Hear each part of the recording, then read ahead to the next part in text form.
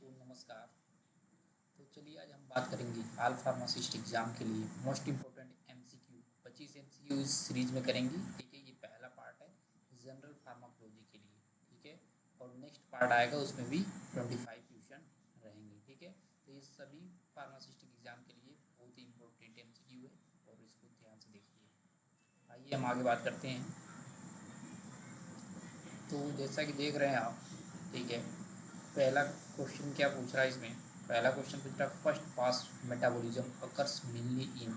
तो किडनी में होता है या लीवर से होता है या लंग से होता है या हार्ट से होता है। तो हमारा करेक्ट आंसर क्या होगा, लीवर। क्या होगा करेक्ट आंसर, लीवर होगा। ठीक है, first pass metabolism occur mainly in the liver में होता है। ठीक है, तो करेक्ट आंसर देख लेंगे किसमें, लीवर में। किडनी से क्या होता है, हमारा एक्सक्रीशन साइट होता है, यानी इससे क्या होता है, एक्सक्रीशन होता है। ठीक है, लीवर क्या होता है, मेन साइट मेटाबॉलिज्म होता है। ठीक है, फर्स्ट पास मेटाबॉलिज्म इसी से होता है। ठीक है, आगे बात करेंगे लंग्स क्या होता है। लंग्स एक्सक्रीट करता है वोलाटाइल एनास्थेटिक में। वोलाटाइल एनास्थेटिक जो होता है उसको क्या करता है, एक्सक्रीट आउट करता है। ठीक है, जैसे गैसियस में नाइट्रस ऑक्साइड हो जाएगा, वोलाटाइल में क्या हो जाएगा, हेलोथीन हो जाएगा, ईथर हो जाएगा, ये सारे आ जाएंगे। ठीक है, हार्ट क्या है, नो मेटाबॉलिक रूल। हार्ट में कोई मेटाबॉलिक रूल नहीं होता है। ठीक है, अगला क्वेश्चन देखेंगे। Weak acid are absorbed best in. कह रहा है weak acid are absorbed best in, किसमें, अच्छे तरीके से वीक एसिड ये जो होता है अच्छे तरीके से एब्जॉर्ब होता है। तो इसका सही आंसर क्या होगा, हमारा स्टोमच होगा, क्योंकि वीक एसिड जो होता है हमारा किसमें एब्जॉर्ब होता है, स्टोमच में अच्छे तरीके से एब्जॉर्ब होता है। ठीक है, तो आइए देखते हैं इसका करेक्ट आंसर क्या है, स्टोमच है। ठीक है, क्या आंसर है करेक्ट, स्टोमच है। स्टोमच में क्या होता है, वीक एसिड जो होता है अच्छे तरीके से क्या होता है, एब्जॉर्ब होता है। ठीक है, अच्छे तरीके से क्या होता है, एब्जॉर्ब होता है। ठीक है, बात करेंगे स्टोमच में। स्टोमच में क्या एसिडिक पीएच होता है, फेवर करता है किसको, वीक एसिड को। किसको फेवर करता है, वीक एसिड को फेवर करता है। ठीक है, आगे देखते हैं इंटेस्टाइन में क्या होता है, बेसिक पीएच। बेसिक पीएच जो होता है, अगर बेसिक पीएच है, अगर बेसिक वीक बेस है, अगर वीक बेस है तो किसमें अच्छा एब्जॉर्ब होगा, वो इंटेस्टाइन में होगा। ठीक है, कोलन में क्या होता है, लिमिटेड एब्जॉर्प्शन होता है। ठीक है, ये लिमिटेड एब्जॉर्प्शन होता है।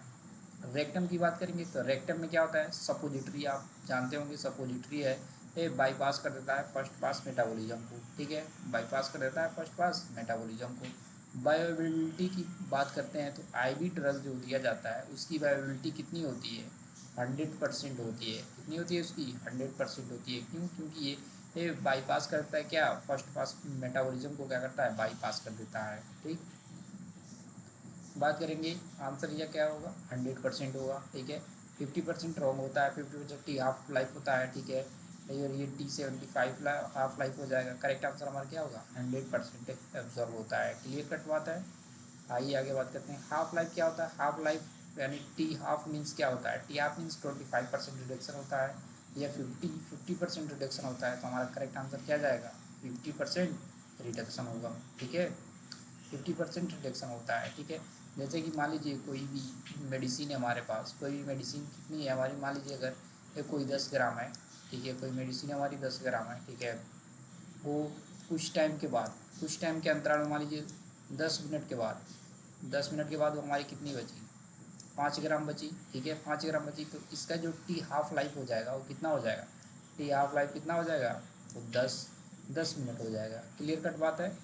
आगे बढ़ते हैं, तो इसमें एब्जॉर्प्शन टाइम डिस्ट्रीब्यूशन टाइम क्या होता है, ये absorption time distribution time, T of life क्या होता है, एब्जॉर्प्शन टाइम होता है या डिस्ट्रीब्यूशन टाइम होता है। तो हमारा करेक्ट आंसर क्या होगा, 50% रिडक्शन हो जाएगा। जो प्लाज्मा प्लाज्मा में कंसनट्रेशन होगा ड्रग की, वो कितनी बचेगी, 50% रिडक्शन हो जाएगी। और 50% जब रिड्यूस हो जाएगी उसी को हम क्या कहेंगे, टी हाफ लाइफ कहेंगे। ठीक है, टी हाफ लाइफ कहेंगे।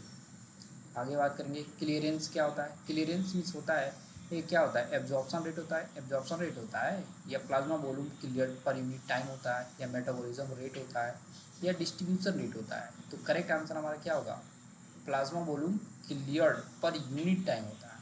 ठीक है, क्या होगा, पर यूनिट टाइम होगा। ये होता है हमारा क्या, क्लियरेंस। ये क्या होता है, क्लियरेंस होता है। क्लियर कट बात।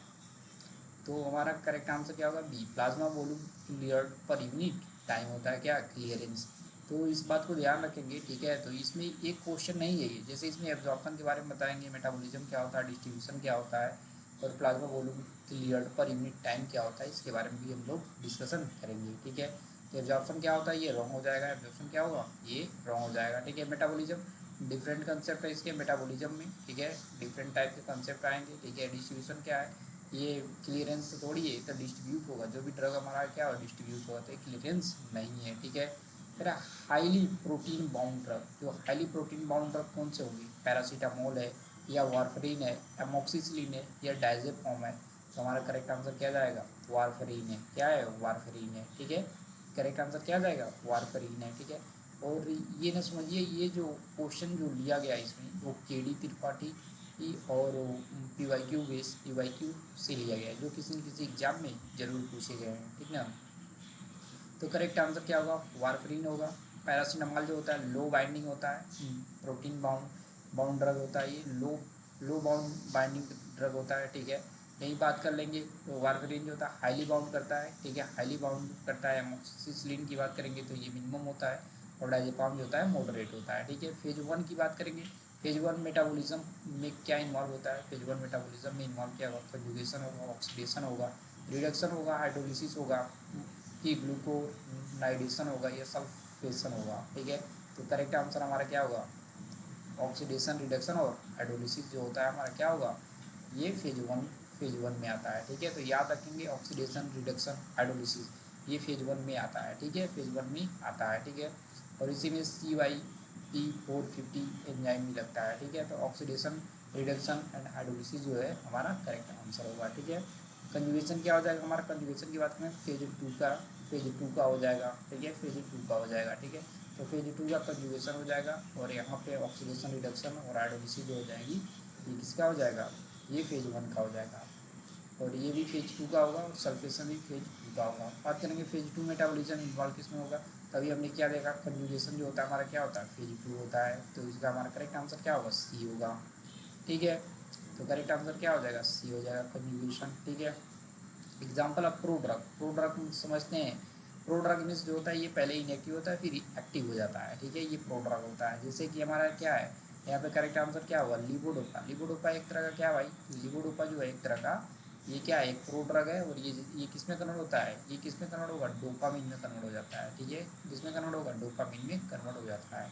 एस्पिरिन हमारा एक्टिव ड्रग है, पैरासीटामोल भी है और डायजेपाम है। तो करेक्ट आंसर हमारा क्या होगा, लीवोडोपा। ठीक है, जैसे लीवोडोपा हो गया, एस्पिरिन जो एक्टिव होता है, लीवोडोपा जो होता है प्रोड्रग होता है, ये डोपामिन में कन्वर्ट हो जाएगा। पैरासीटामोल भी क्या है, एक्टिव ड्रग है। ठीक है, और डायजेपाम भी एक्टिव ड्रग है। ठीक है, बात करेंगे मेजर रूट ऑफ एक्सक्रीशन, तो ये तो बहुत सिंपल सवाल है। ठीक है, मेजर रूट ऑफ एक्सक्रीशन के लिए क्या आंसर होगा, किडनी होगा हमारा, क्या होगा, किडनी होगा। ठीक है, किडनी होगा। ठीक है, क्या होगा उसका, किडनी होगा। ठीक है,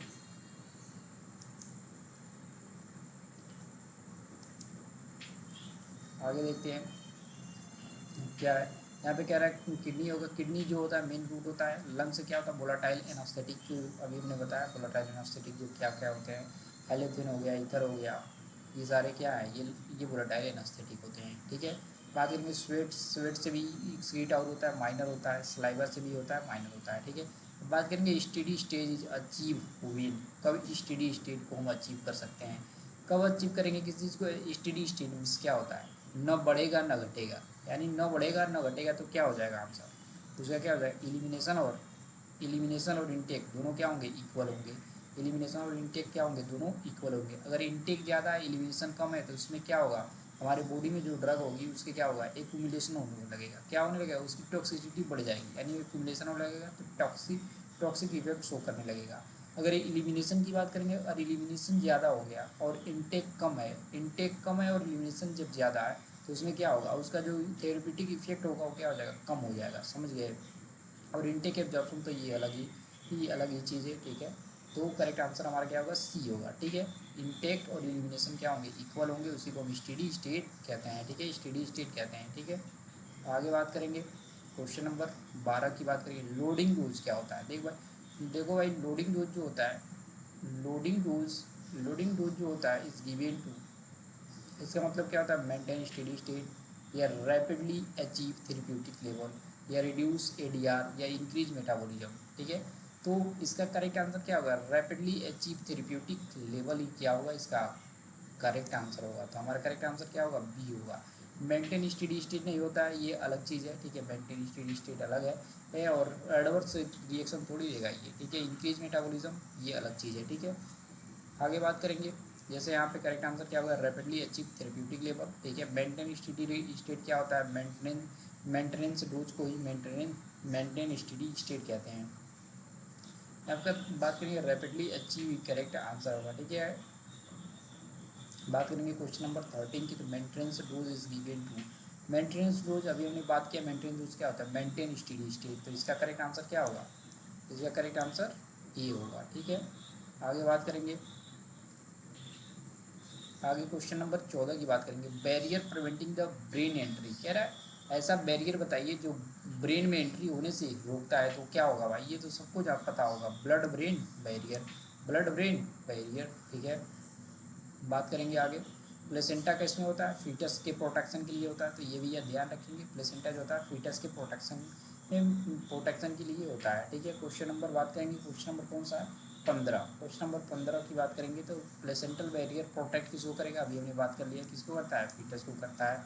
अगला क्वेश्चन बात करेंगे 16 में, अगला क्वेश्चन बात करेंगे 16 की, कह रहा है lipid soluble drug A cross by, कह रहा है lipid soluble drug cross by किसको क्रॉस करता है, तो ये किसको क्रॉस करेगा, किसके थ्रू क्रॉस करेगा, बाई, यानी कह रहा है लिपिड सोलबल ड्रग जो होगा क्रॉस बाई किसके थ्रू क्रॉस करेगा, तो ये जब ये लिपिड सोलबल है तो ये किसके थ्रू क्रॉस करेगा, पैसिव डिफ्यूजन के थ्रू क्रॉस करेगा।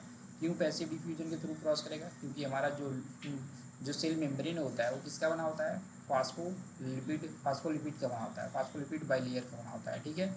तो इसलिए ये लिपिड सोलबल है तो ईजिली क्या हो जाएगा, पास आउट हो जाएगा, ठीक है, पास आउट हो जाएगा। एक्टिव ट्रांसपोर्ट में क्या लगता है, एनर्जी देनी पड़ती है, इसमें एनर्जी नहीं देनी पड़ती है पैसिव डिफ्यूजन में, क्योंकि ये क्या होता है, higher concentration to lower concentration जाता है, ठीक है। एंडोसाइटोसिस हो गया फैसिलिटेड डिफ्यूजन, ठीक है। क्वेश्चन नंबर 17 की तरफ देखेंगे, जैसे यहाँ पे दिया है पैसिव डिफ्यूजन क्या होता है, करेक्ट आंसर पैसिव डिफ्यूजन हो जाएगा। एक्टिव ट्रांसपोर्ट में क्या होता है, स्पेसिफिक मोलिक्यूल ही क्या होते हैं इसमें पास होते हैं, पैसिव डिफ्यूजन जो होता है ये करेक्ट आंसर था। फैसिलिटेड डिफ्यूजन नीड्स कैरियर, इसमें कैरियर और चैनल की नीड होती है, ठीक है, कैरियर और चैनल की नीड्स होती है, उसी के थ्रू क्या होते हैं, पास आउट होते हैं। और एंडोसाइटोसिस जो होता है रेयर होता है, ठीक है। बात करेंगे आयोनाइज ड्रग आर एब्जॉर्ब, तो आयोनाइज कोई आयोनाइज ड्रग हो गया तो क्या अच्छे से एब्जॉर्ब हो पाएगा, नहीं भाई, तो नहीं एब्जॉर्ब होगा अच्छे से, तो करेक्ट आंसर क्या जाएगा, पुअरली एब्जॉर्ब, क्या होगा, पुअरली एब्जॉर्ब होता है। तो आइए देखते हैं आंसर क्या होगा इसका, पुअरली एब्जॉर्ब होगा, ठीक है, पुअरली एब्जॉर्ब होगा करेक्ट आंसर, ठीक है। क्वेश्चन नंबर 18 की बात करेंगे, CY450 एंजाइम जो होता है लोकेटेड, अभी हमने बात किया ऊपर ही, किसमें होता है, ये लीवर में होता है, तो ये कितना सिंपल क्वेश्चन है, लीवर माइक्रोसोम में होता है, ठीक है, लीवर माइक्रोसोम में होता है, ठीक है। आगे क्वेश्चन देखेंगे, क्वेश्चन नंबर 19, तो बात करेंगे drug with high first pass metabolism, कौन सा ऐसा ड्रग है जिसका फर्स्ट पास मेटाबॉलिज्म जो होता है सबसे हाई होता है, तो उसका करेक्ट आंसर क्या होगा, उसका करेक्ट आंसर क्या होगा, प्रोप्रानोलोल जो होता है, ये क्या होता है, प्रोप्रानोलोल जो होता है ये सबसे high first pass metabolism show करता है, ठीक है। तो करेक्ट आंसर हमारा क्या होगा, प्रोप्रानोलोल, ठीक है, प्रोप्रानोलोल क्या है हमारा करेक्ट आंसर है। क्वेश्चन नंबर देखेंगे 20, drug excreted mainly by lungs, कौन सा ड्रग है जो एक्सक्रीट होगा बाई लंग्स, लंग्स हम क्या करते हैं, सांस लेते हैं, तो सांस लेंगे तो कौन सा ड्रग इजिली एक्सक्रीट होगा, जो वोलाटाइल नेचर का होगा, तो वोलाटाइल नेचर कौन होगा, एनास्थेटिक, वोलाटाइल नेचर का कौन होगा, एनास्थेटिक ड्रग जो होंगे, वोलाटाइल एनास्थेटिक जो होंगे वो क्या होंगे, लंग्स के थ्रू एक्सक्रीट आउट होंगे, ठीक है। तो करेक्ट आंसर हमारा क्या होगा, बी। बात करेंगे क्वेश्चन नंबर 21, क्वेश्चन नंबर 21, इसका भी देख लीजिए, वारफरिन जो होता है ये किडनी के थ्रू पास आउट होता है, किसके थ्रू होता है, किडनी के थ्रू होता है। वोलाटाइल एनास्थेटिक जो होता है ये हमारा करेक्ट आंसर था, ठीक है। डिजोक्सिन जो होता है ये भी किडनी के थ्रू पास करता है। डायजेपम जो होता है लीवर मेटाबॉलिज्म के थ्रू पास होता है, ठीक है, एक्सक्रीट आउट होता है। Drug excreted in breast milk के थ्रू कौन सा ड्रग एक्सक्रीट आउट होता है, तो कौन सा होता है, वो टेट्रासाइक्लिन होता है, करेक्ट आंसर हमारा क्या होगा, ये होगा, ठीक है। एस्प्रिन होता नहीं है, डायजेपाम होता नहीं है, अभी हमने डायजेपाम को देख लिया कि लीवर के थ्रू मेटाबोलाइज होता है, और एस्प्रिन जो होता है ये होता नहीं है, और एक और ऑप्शन दिया है अमोक्सिसिलिन भी नहीं होता है। तो करेक्ट आंसर हमारा क्या होगा, टेट्रासाइक्लिन, क्योंकि इसको मिल्क के साथ नहीं देते हैं, ठीक है, पता होगा ही ना, ये मिल्क के साथ इसको नहीं दे सकते हैं क्योंकि ये रिएक्ट कर जाता है जिससे टीथ का डिकलरेशन हो जाता है, टीथ का होता है डिकलरेशन हो जाता है, ठीक है। तो डाइवेलेंट केटायन के साथ इसको नहीं दे सकते हैं, जैसे कैल्शियम के साथ, मैग्नीशियम के साथ, ठीक है, तो इसके साथ नहीं दे सकते हैं। अक्सर याद रखिएगा कि इसको जो है एंटासिड के साथ तो नहीं देते हैं, ठीक है, ध्यान देंगे इस बात को। बात करेंगे यहाँ पे टेट्रासाइक्लिन हो गया। Tetracycline excreted in the milk harmful to infant teeth, infant teeth के लिए ये क्या हार्मफुल है, ठीक है। एस्पिरिन जो होता है पॉसिबल बट लेस होता है, और डायजेपम मिनिमम होता है, और एमोक्सिलिन सेफ है। हाईली लिपिड सोलुबल ड्रग, ये एक्यूमुलेट इन, अगर हाईली लिपिड सोलुबल है तो किस में एक्यूमुलेट होगा, जो लिपिड से बना होगा इसी में ये होगा। तो आइए देखते हैं क्या है, ब्रेन में होगा क्या, फैटी टिश्यू, फैट और लिपिड, ठीक है, तो इससे मैच कर रहा है ना। फैटी टिश्यू में क्या होता है, ये जो तो हाईली लिपिड सोलुबल ड्रग होंगे यहीं पे आके क्या होंगे, स्टोर होंगे, ठीक है, यहीं पे होके क्या करेंगे, स्टोर होंगे फैट टिश्यू में, ठीक है। डिस्ट्रीब्यूशन, ब्रेन में डिस्ट्रीब्यूशन साइट होता है, करेक्ट स्टोरेज। बात करेंगे क्वेश्चन नंबर 23 को, तो एग्जाम्पल की बात करेंगे यहाँ पे। Example requiring therapeutic drug monitoring, किसकी थेरेप्यूटिक मॉनिटरिंग करना पड़ता है, किस ड्रग का थेरेप्यूटिक मॉनिटरिंग किया जाता है, तो उसका क्या होगा, पैरासीटामॉल होगा, डिजॉक्सिन होगा, एमोक्सिसिलिन होगा, कि आइबुप्रोफेन होगा। तो इसका क्या, पैरासीटामॉल तो जनरली आदमी खा लेता है, एमोक्सिसिलिन ये भी एंटीबायोटिक इजीली ले लेते हैं, और आइबुप्रोफेन भी ले लेते हैं, तो वो करेक्ट आंसर हमारा क्या होगा, डिजॉक्सिन होगा। करेक्ट आंसर क्या होगा, डिजॉक्सिन होगा, यानी करेक्ट आंसर डी होगा। क्वेश्चन नंबर 24, क्वेश्चन नंबर 24 की बात करेंगे, तो आइए देखते हैं थेरेप्यूटिक इंडेक्स क्या दिखाता है। थेरेप्यूटिक इंडेक्स क्या पोटेंसी बताता है, सेफ्टी मार्जिन बताता है, या एफिकेसी, या बायो अवेलेबिलिटी बताता है। तो करेक्ट आंसर हमारा क्या होगा, सेफ्टी बताता है। क्या बताता है, सेफ्टी बताता है। थेरेप्यूटिक इंडेक्स क्या बताएगा, सेफ्टी मार्जिन को बताएगा, ठीक है। अब ये लास्ट क्वेश्चन है हमारा इस सेशन का, ठीक है, ये क्वेश्चन नंबर 25, ठीक है, तो इसके बारे में हम देखेंगे क्या है। Oral morphine slower than IV due to, पूछ रहा है ओरल मॉर्फिन जो हम वो ओरल टेबलेट के फॉर्म में लेते हैं वो स्लोअर होता है देन आईवी से, बिकॉज क्यों, क्यों होता है, क्योंकि प्रोटीन बाइंडिंग होती है, फर्स्ट क्लास मेटाबॉलिज्म होता है, डिस्ट्रीब्यूशन होता है, एक्सक्रीशन होता है। तो नहीं, जब हम ओरल के थ्रू लेते हैं तो उसमें क्या होता है, फर्स्ट पास मेटाबॉलिज्म हो जाता है, इसलिए क्या होता है, स्लोअर होता है, स्लोअर होता है। और ये आईवी से दूर से देंगे तो डायरेक्ट क्या होगा, वो ब्लड स्ट्रीम में जाएगा, जिससे क्या होगा, फास्ट एक्शन शो करेगा, ठीक। तो ये आज तक का इतना ही, ठीक है। ये आप लोग कमेंट करिएगा, अगर इसका थ्योरी सेशन भी चाहिए तो मैं पहले थ्योरी करा दूंगा, और जो इम्पोर्टेंट थ्योरी पॉइंट होगी उसको बता दूंगा, और उसके बाद से फिर ये हम लोग आगे ये सीरीज़ कंटिन्यू करेंगे। तो आप लोग ज़रूर कमेंट करिएगा, और लाइक शेयर और सब्सक्राइब ज़रूर कीजिएगा। Thank you.